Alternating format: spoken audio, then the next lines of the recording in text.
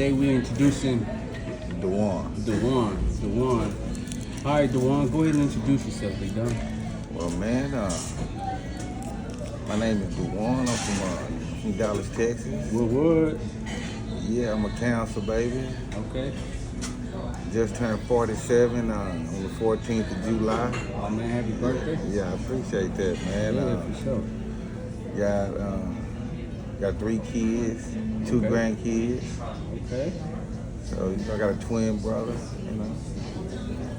Look kind of a small family, Okay. and a sister, so, So how long you been driving trucks? Big rigs. About 14 years. 14 years. 14 years. And what got you started into actually getting into the big rigs, into big trucks? Man, to be honest, man, because I couldn't do a warehouse job, man, because, my feet is flat, man, so I can't really just do no standing up like that, man. So, I had to try to figure out another kind of little, Okay. But then at the same time, when I made a move like this, it was a career move too. Yeah. So it wasn't just like getting a job. Yeah. It's like, as the years go up, from the experience that I got, I get everything, I get paid more. Yeah.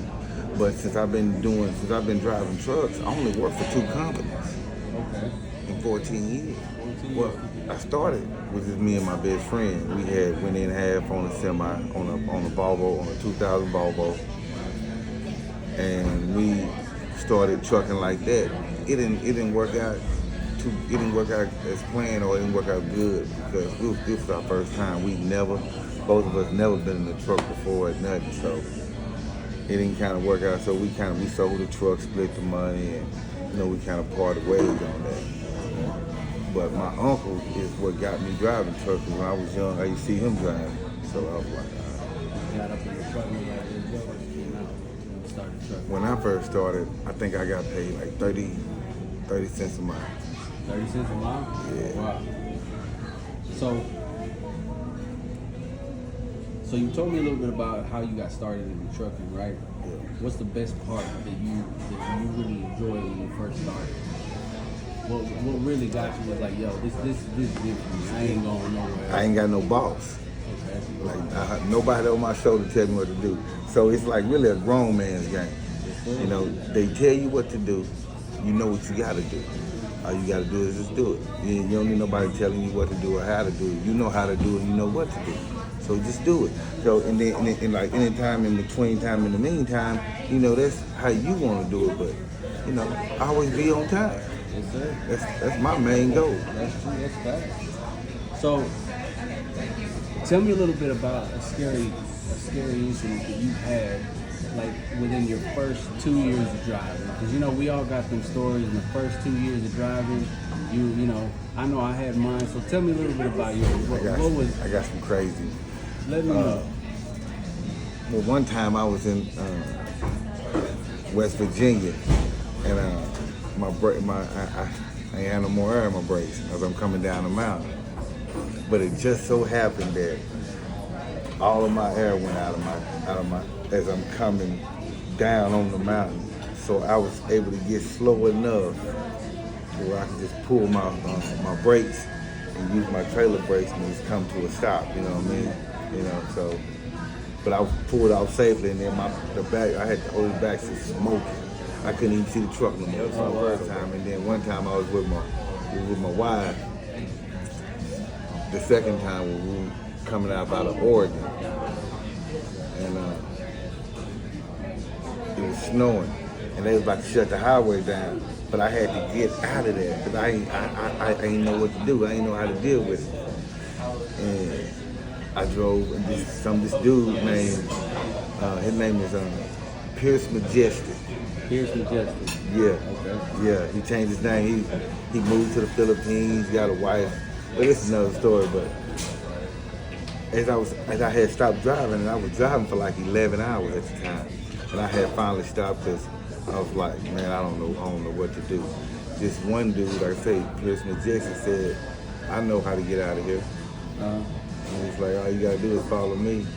I can get us up out of here. It's like, are you serious? He's like, yeah. So I turned to my old lady and I'm like, what you think? So I was like, all right, man, we'll do it. He said, man, but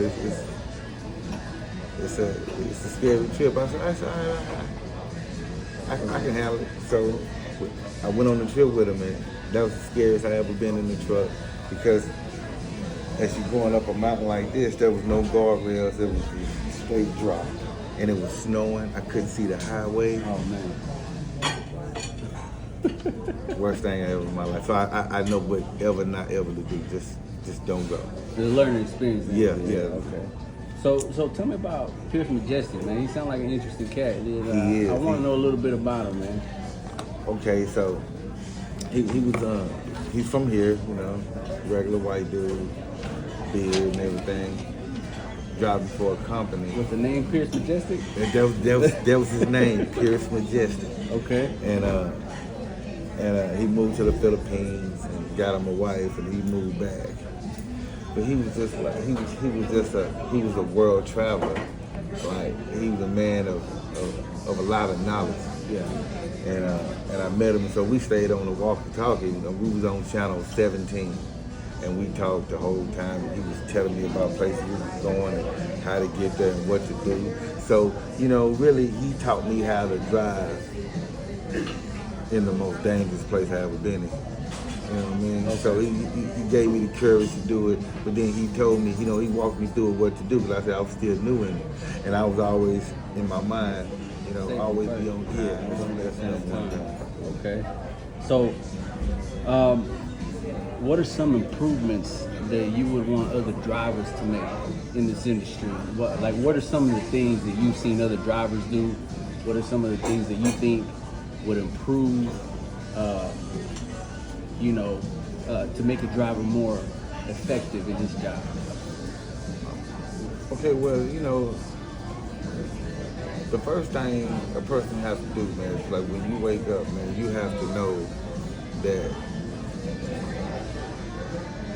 when you're on the highway, man, it's strictly, you got to pay attention 100% of the time, right? Yeah. It's not even about you, you know, and having road rage, it ain't about nothing, man. You know, you gonna get there when you gonna get there. Yeah. If that's just slowing you up by a couple of minutes, then that ain't nothing bad. So you really got to take everything you see and just take it to throw it as a grain of salt, man, because being out here on this road, man, it's already hard enough anyway. Yeah. Don't stress yourself out worrying about what somebody else doing. You know what I mean? That's fact. So, I know everybody's gonna want me to ask you this question, and it's pretty much a question I always get asked when people find out that I'm a truck driver.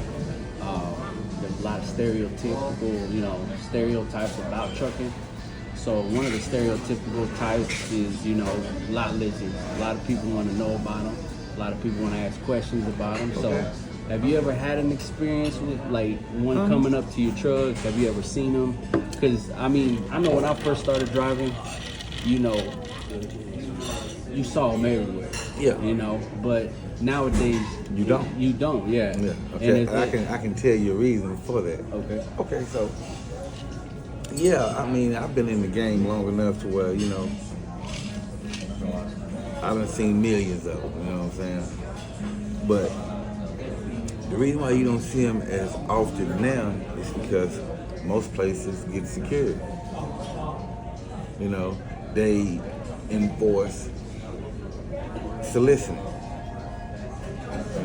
They enforce it, like you cannot do it. And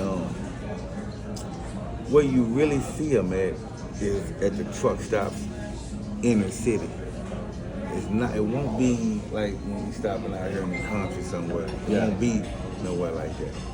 You'll have to be like inside of Atlanta, inside of a Dallas, inside of a Los Angeles, in a truck stop there to where you see them or West Memphis. Perfect example. That anything up and down Shelby and 70, 79 or whatever. That's a rough patch, man. Because you see them from Mississippi. From Memphis, Tennessee, all the way into Mississippi. Yeah. That's a rough. And when you park there, it's all night, Doc. All night.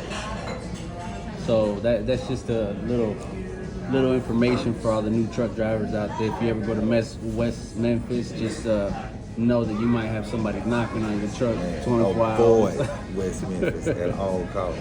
All right, but we love West Memphis, man. Oh, yeah. Ain't nothing against the West Memphis. We love West Memphis. No. Avoid just staying there. Yeah. You know what I'm saying? It's other options. Right. There's other place you can Right. stay and sleep and have a good night, then drive into it, deliver, and then get on back up out of it. Yeah. Just don't stay in it. So what's in your experience in driving? What are some which truck stops have you been to that you felt offered you more for your stay? For example, Okay. I had a discussion with my buddy about that, and we was having a discussion about Loves and Flying J. yeah, And the point system that they got for when you fuel. And he was saying that Loves, you get more points. I was telling him no. When you get on the app and Flying J, not only do they give you things, all you gotta do is just save it in there, and you go pick it up, they scan it, and you just walk out the door. Every free drinks, free food, free whatever on that. They give you more points per gallon. okay. So if you fueling up and you putting like 180 gallons in your truck, and they giving you 5 cents a gallon, hey man. That's saving. So a little thing for people to know: if you're trying to save money, that's the way you can save money. Yes. By using those points. yes. So have you ever got into an altercation with another driver, whether it be in the fuel aisle, driving down the road, or even at a truck stop, just parked and about to go, Tell me a little bit about that. Tell the audience something that they should know about that, and how they should handle it. As I've grown older, sometimes I mostly blow my top. I used to blow my top, but now I can get out, like, and talk to them. I make some of the same mistakes, by sitting in the fuel aisle. I go up in there and take off. They doing what I'm doing, and get back out of somebody behind me, and I'm like, or either I sit in the fuel aisle and go take a shower. Something that I just totally against the rules, man. But I try not to do it, which I don't do it anymore. But, you got to take it as a grain of salt. Like I say, everything you got to really take it as a grain of salt because, it came a time when you did some shit like that. Or that person might was just trying to get in there, shower, and keep on staying on the road. I can't knock his hustle. He's like that. We gonna go to sleep. He not. Yeah. So let's talk about what companies can do to retain drivers. What do you think? Because right now we know that in trucking there's a big recession going on. There's a lot of drivers quitting, wanting to go home. What do you think some companies can do to retain those drivers? If he don't really necessarily just give a driver something if he's not performing or producing, but offer incentives like, if you do this, if you can get this many miles, you can stay on time or something like that, I give you an extra. Okay, so extra incentive. Yeah, like I give you an extra $300 on your check, something like that. Or, benefits. A lot of companies don't offer benefit packages, you know what I mean? That's true. Yeah, so, and me, like, I don't have a benefit package with my company. I'm Hully Gully, but I've been with her for like almost 5 years now. Yeah. So what are some of the things they can improve as a company, though, them internally? Let's just say, for example, whether it be upgrading the terminals, offering more amenities for the drivers, more solutions for the drivers as far as when they actually go into their main terminals or the other terminals. What kind of things do you think they can do to improve those things? Well, you know what? Being with a big company, it's not really just, what it's cracked out to be. You can go to all the terminals and, they might have the amenities, the showers, whatever you can get there. But if you messing with a company that only refer you as a truck number, then that's not really a company that you want. I like to be on a personal, individual basis with who I'm dealing with. So, you know, if you can call me and call my phone and then call me by my name and we talk like I done spoke to you before, then yeah, that's good. But if you just like, is this truck something, you got trailer sunset, okay, well I don't want to deal with nothing like that. So get more personal. You gotta get personal with it, man. You know, so like I said, big company ain't gonna get personal because they got, you know, 1,000 other drivers to deal with. Yeah. You know what I'm saying? So you're not really gonna be top priority in nothing. So I would say a small company. If you go with a small company, stay away from the bigger company. Stay away from the big company. Stay away from the big company. There ain't nothing wrong with the big companies, but I like to be on a personal basis. I like to be able to tell my dispatcher or whoever my boss, hey, look, I'm finna go. I got an emergency. I need to go to the house for about 2 or 3 days, and then I can get back online. You know, and be able to do it. Okay. You know, I don't need no a system guiding me as I talk, as I ride, and I do this. The micromanager. Yeah, I don't need that. I don't need no micromanagement. I don't need to do that. So what do you think dispatchers can do? Because I know one of the biggest things in trucking is dispatchers versus drivers a lot of the time, and I feel that obviously dispatchers, in my opinion, sometimes can, you know, they're the ones who can dictate where you're gonna go, what you're gonna do. I mean, they can literally make or break your pockets too. You know, they have that much control over that. So, what do you think about dispatchers? What do you think dispatchers can do better? What do you think companies can do better to discipline these dispatchers and hold them accountable? So, tell me a little bit about, you know, maybe some experiences you've had with dispatchers, and then let me know what you think have changed. Okay, well, I've had good and bad. So. The good dispatcher will get you the miles. You know, not necessarily get you where you want to go. Get you the miles that you need to have your good paycheck every week. Yeah, fact. And that's all you really want. It's not about where you're going. It's about the miles you put in to get there. Yeah. So you're getting paid by the mile. So unless you're an owner-operator, then you're getting paid a percentage. You know what I'm saying? You might get 80, you might get 90, depending on the company you're with. But if you a company driver, you getting, you know, by the mile. Yeah. So if you can average 35 to 4,000 miles a week, you got your decent check, depending on how much they pay you. Like I say, I started at 30 cents a mile. You know, and then I worked myself all the way up to 75. So, you know. Now that's a good point that you brought up. You think that these companies should start paying more per mile? Because I know right now the average rate is between 40 and 50 cents a mile. They can't do that because of the economy. Okay. You know, so the dispatcher can't be held accountable because he can't give you what ain't there. Yeah. Yeah, you can want to go from California to Florida, but if they get on the load board and see that it's a load that goes from California to Florida, but they ain't paying nothing like $1 a mile. You're spinning your wheels. Find something that's better. So you can't go there. Get you a route to get to where you want to go. Yeah. You don't necessarily got to go from point A to point B. You can go B, C, D, and then finally get to E, where you trying to go. Okay. So do you feel that? What do you think the percentage is that drivers quit because of the dispatcher? It's not even drivers quit because of dispatcher, man. Because I met a lot of drivers who literally, just because of the dispatch, because they didn't get along with the dispatch. Yeah, I mean, but get you another dispatcher. Okay, facts. You ain't got to leave. I only been with 2 companies in 14 years. See, that's impressive. That's really I'm impressive. trying to get you to understand. You ain't got to just get another dispatcher. Tell me, hey, y'all going to find me somebody else. Because this right here ain't working. If I got a good relationship with the company, I'm not going to leave the company because somebody right here that works for the company just like I do is we getting into it. So it's not even about People just leave because people just leave. People ain't got that kind of work ethic to stay.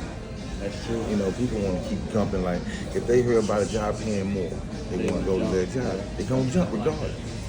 Me, I done went from, with this company, I went from 50 cents to 75, back down to 60 because of the economy. So I'm not going to get paid more until the economy get right, until we get, Trump back up. It's good that we talking about this because a lot of drivers do jump then they go where the money's at, and that's a good point. It's a valid point because I think drivers need to have that, start learning to put in that ethic, that work ethic. That's that work ethic, man. You gotta be. Let's jump into this real quick, because sometimes I know I want to talk about this topic. Sometimes it's sensitive for people to really talk about it because just because of what it is. So let's talk about female drivers. So what do you think about female drivers? What do you think? Do you have some advice for them? Well, stick with it. I mean, I can't say that this is a man business. Because it ain't. You can't say that. Because I've seen some women out here out drive me. Yeah, that's facts. Hey, man. There's some. Boy, if I'm trying to tell you. Yeah. So, and I know this chick named Samantha. Man, she's a car hauler. She outdrive anybody I know. So, man, female drivers. There was a lady I helped her get a job, and she was an older lady. And let me tell you, as soon as she got on, she started, making everybody in the company look like a fool because she was putting in work. Yep, that's true. So, is there any advice you can give them that will, for the females that are coming into this industry, things to look out for, things to keep them safe, what things to really, the women, I think women that drive trucks should really not have themselves seen so much. Okay. Especially being in a truck, So I always cover up their windows or park head in. So can't nobody see what they got going on. If they don't like to close their windows, park head in somewhere where you ain't number a field that you're facing into. Okay. And stay in the truck as much as possible, man. That's just the best way to stay safe. Like I see them tie they seatbelt inside the loop of the door handle and lock it in so that door will stay closed. Because see, like I said, I go to Chicago a lot. Yeah. And them boys out there in Chicago ain't doing no playing, man. Like, they for real business, man. And it was an incident in Chicago at the truck stop where this Mexican dude was driving. He's driving in the parking lot where the truck's at. An African dude was trying to bag his truck into a spot, and the Mexican dude that's driving through there, he going around, weaving all through these trucks while they trying to park and shit. And he get mad at this one dude, and the African threw his hands up, but the African had his son in the truck with him. The African threw his hands up, and old boy stopped the truck. He get out, tell him, man, I killed you, man. And said, oh man, I'm trying to park. Oh, the Mexican dude go to the back of the trunk, pull out an AK. I froze up. I would too. I froze up. This man can kill it, man, and the truck stopped in front of his kid.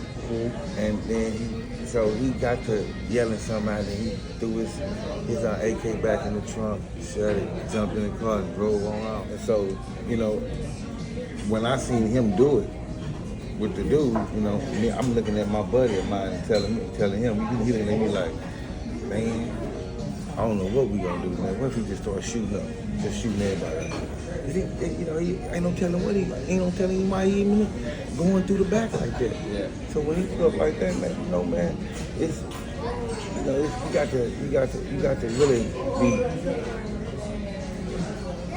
careful of your surroundings. Man. Yeah. You know what I'm saying? Because you really can't do nothing, especially depending on where you at. Sometimes you ain't got no break, man. Sometimes they can just do whatever to you, but man, keep your truck locked and stay out the way. Yeah. You know, I'm trying to make it home. So the next thing we're gonna talk about is like appearance, you know, cleanliness of the truck. How important is that to you? And you know, what can you tell the drivers about that? So that's the most important thing to me. Most of the time, when I wake up, make my bed, and then I clean out my truck, clean the floors. You know, I got an air gun up in there, so I blow all the little stuff that's built on the ground because I got carpet. So most of the time, I got a dog. I got a Frenchie, and most of the time he riding with me. But he just don't happen not to be riding with me because I'm in the process of moving and getting another house. But with my dog, I clean up every morning and then every night because I got a dog that sheds. So I take a shower every day. He take a shower about like once every week and a half. Okay. You know, I don't never let him out. You know, I let him out, use the bathroom, then I help him get him, put him back in the truck. Yeah. We ain't doing that. We ain't trying to get that truck dirty. Yeah, we ain't getting no kind of smell. Yeah, no kind of So now that we talked about trucking a little bit, so tell something you want people to know about you. You know, who's your favorite football team? You know, what's your views on just you as a person? You know what I'm saying? Let people know you, who you are for a minute. Man, I'm a Dallas Texan through and through, like 100% Dallas Texans. Like, You know you're gonna get a lot of people talking I around, mean, right? you know, it is what it is. You know, that's the way life is. But I ain't gonna, you know, I can't hate on nobody from where they from. But I'm Cowboys, Texas Rangers, you know, Dallas Stars, anything that having to do with Dallas. Okay. That's me. Earl Spence Jr. Oh, you man. know, and I was disappointed, man. But see, and I had lost $300 on that fight, to one of my good friends, man. And when we made the bet, I was telling him that I like Terrence Crawford, right? And I like Earl Spence. I never wanted them two to fight, you know what I'm saying? Because I like both of them. I've always liked Terrence Crawford. I've been checking Terrence Crawford out for a long time. When Earl Spence started coming up in the welterweight, I've been checking him out. I was checking out Terrence Crawford before Earl Spence was even, you know, thrown out there like that. But I knew Terrence Crawford was gonna do that to him. You know, I didn't want him to. I thought that Earl would put up a fight, but he didn't put up no fight.